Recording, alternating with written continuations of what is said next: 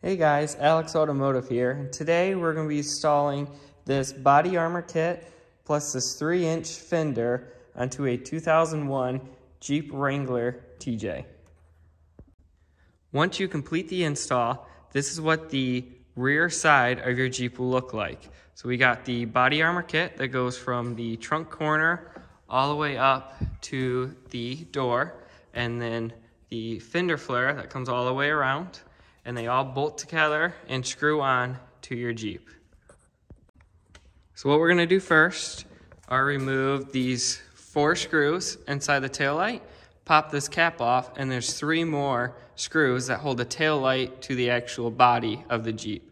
Then once you get those off, you're gonna pull it off, and there'll be an electrical connector that connects this to the vehicle's electrical system that you will unplug. So I'm gonna do that. So we got the taillight removed and the electrical connector disconnected.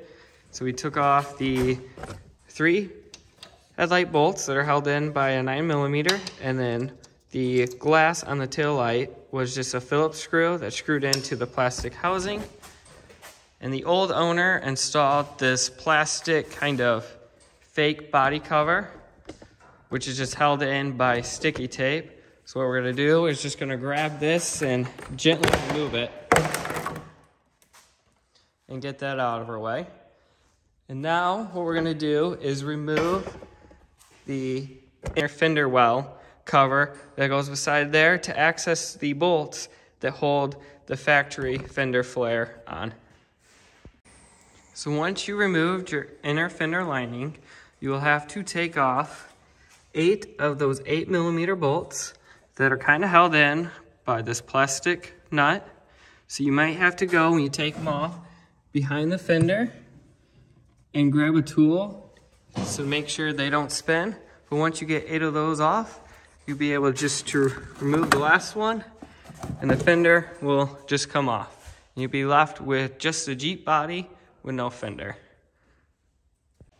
Once you get your factory fender flare removed, you're gonna set your body armor up, and then I used a ratchet strap connected to the rear bumper to where the electrical connector for the lights come out, and then I put 1 screw where the factory flare connects to the Jeep itself. But what I'm gonna do now is, since I got it lined up where I want it, I'm going to drill each of these bolts out. I'm going to do it one by one, and each one I do, I'm going to make sure it's still lined up, and then I'm going to install the hardware that came with the body kit. So I'm going to start with the rear, drill it out, and show you guys what it looks like when it's done. I got this side bolted all up, and then with this last bolt in the corner, I did have to kind of cut a hole in the body slightly to get that nut to fit on.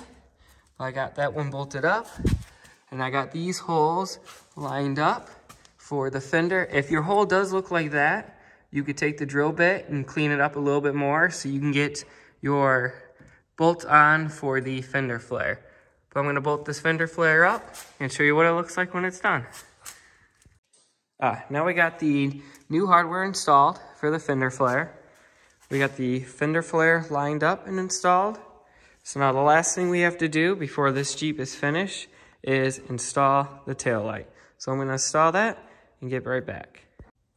Now when I was installing the taillight, the factory bolts that it came with were slightly too short to actually thread in. So you do have to run to the store or any hardware store and pick up longer bolts so your taillight will sit nice and tight up against the body.